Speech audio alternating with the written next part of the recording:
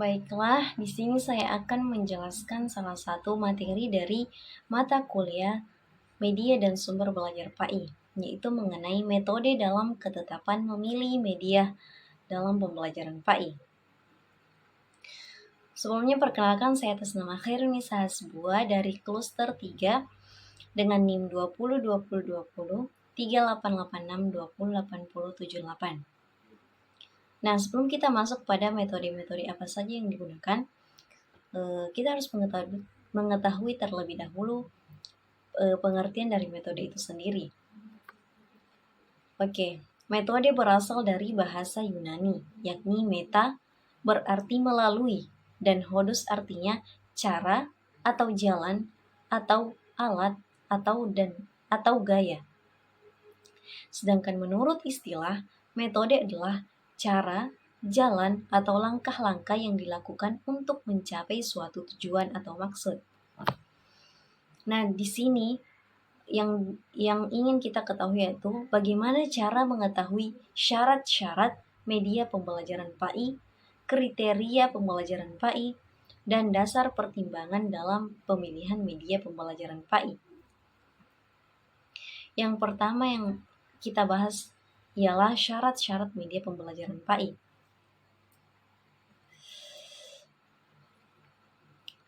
Yang pertama yaitu media pembelajaran harus meningkatkan motivasi belajar. Kedua, media pembelajaran juga sebagai alat untuk merangsang peserta didik dalam mengingat pembelajaran sebelumnya. Yang ketiga itu media pembelajaran yang baik juga mengaktifkan pembelajaran dalam memberikan tanggapan, umpan balik, dan juga mendorong peserta didik untuk melakukan hal-hal yang positif. Itu tadi ialah media pembelajaran yang secara umum. Selanjutnya kita masuk pada media pembelajaran PAI.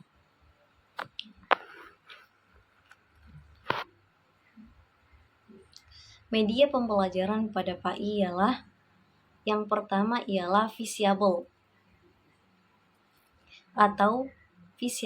atau mudah dilihat. Artinya media yang digunakan harus mempermudah orang lain untuk melihatnya, mendengarnya, ataupun merasakannya. Yang kedua yaitu interesting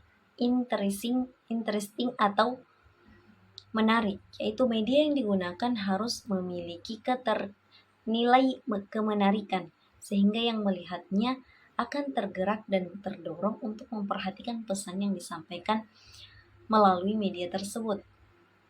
Yang ketiga yaitu simple atau sederhana, yaitu media yang digunakan juga harus memiliki nilai kepraktisan dan kesederhanaan sehingga tidak berakibat pada inefisiensi dalam pembelajaran. Yang keempat yaitu rasional, artinya sesuai dengan akal dan mampu dipahami oleh peserta didik. Kelima yaitu useful atau bermanfaat, yaitu media yang digunakan dapat bermanfaat dalam pencapaian tujuan pembelajaran yang diharapkan. Yang keenam yaitu accurate atau benar, yaitu media yang dipilih benar-benar sesuai dengan karakteristik materi atau tujuan pembelajaran. Ketujuh ialah ilmiah, artinya sesuai dengan perkembangan teknologi dan ilmu pengetahuan. Yang kedelapan ialah struktur atau terstruktur, artinya media pembelajaran baik dalam pembuatan dan penggunaannya merupakan bagian tak terpisahkan dari materi yang akan disampaikan melalui media tersebut. Selanjutnya kita masuk pada dasar pertimbangan pemilihan media pembelajaran, khususnya pada pembelajaran media PAI. Dalam penggunaan media PAI, yang pertama ialah motivasi. Di sini motivasi maksudnya harus ada kebutuhan, minat, atau keinginan untuk belajar dari pihak si siswa sebelum meminta perhatiannya untuk mengerjakan tugas atau latihan. Yang kedua yaitu perbedaan individual. Siswa belajar dengan cara dan tingkat kecepatan yang berbeda-beda.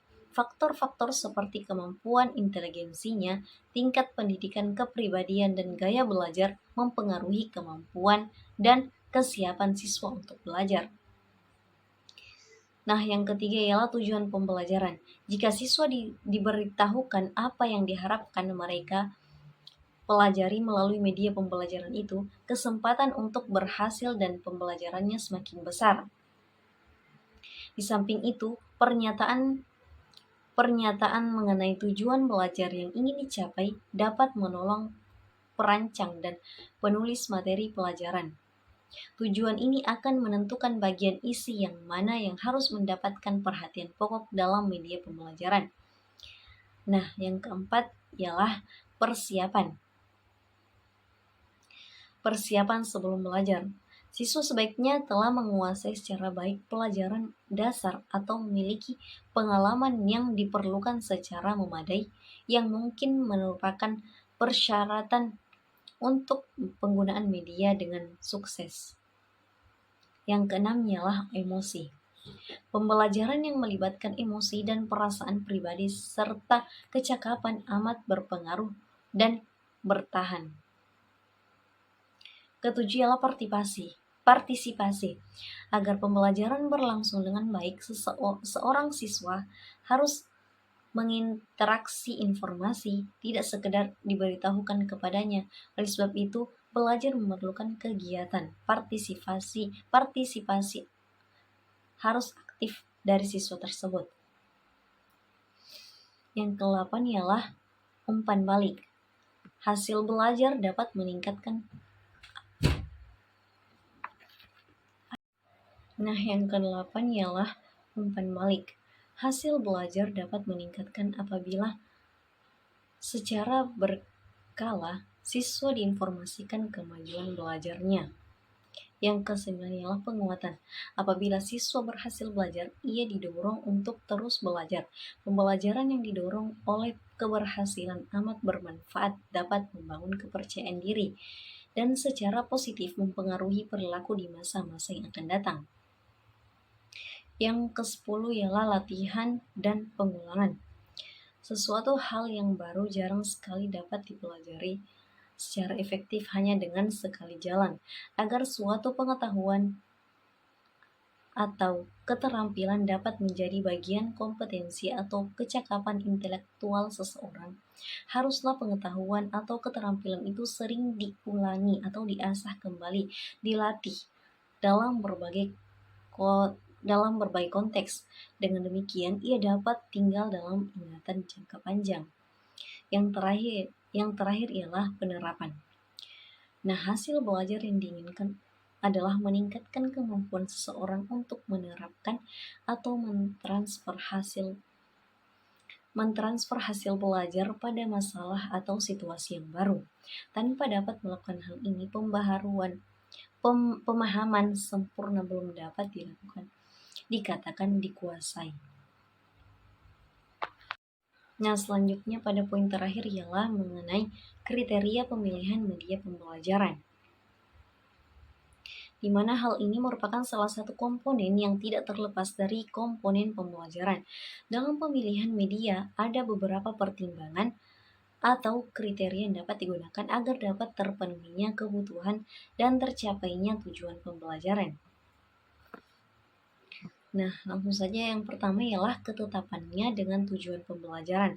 Artinya, media pengajaran dipilih atau dasar tujuan-tujuan instruksional yang telah ditetapkan. Yang kedua ialah dukungan terhadap isi bahan pelajaran. Ialah bahan pelajaran yang sifatnya fakta, prinsip, konsep, dan generalisasi sangat memerlukan bantuan media agar lebih mudah dipahami siswa. Yang ketiga ialah kemudahan memperoleh media. Artinya media yang diperlukan mudah diperoleh, setidaknya mudah dibuat oleh guru pada waktu mengajar. Media grafis umumnya dapat dibuat guru tanpa biaya yang mahal, di samping sederhana dan praktis penggunaannya. Yang keempat ialah keterampilan guru dalam menggunakannya. Apapun jenis media yang diperlukan, syarat utama adalah guru dapat menggunakannya dalam proses pengajaran. Yang kelima ialah tersedianya waktu untuk menggunakannya. Kenapa? Karena media tersebut dapat bermanfaat bagi siswa selama pengajaran berlangsung.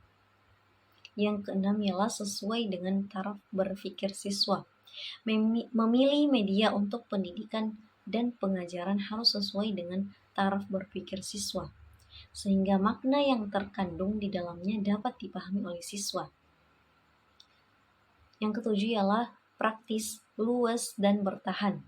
Jika tidak tersedia waktu, dana atau sumber daya lainnya untuk memproduksi, tidak perlu dipaksakan. Media yang mahal dan memakan waktu lama untuk memproduksinya bukanlah jaminan sebagai media yang terbaik. Kriteria ini menuntun para guru atau instruktur untuk memilih media yang ada, mudah diperoleh, atau mudah dibuat sendiri oleh guru. Yang kedelapan ialah pengelompokan sasaran. Media yang efektif untuk kelompok besar belum tentu sama efektifnya jika digunakan pada kelompok kecil atau perorangan. Kesembilan ialah mutu teknis.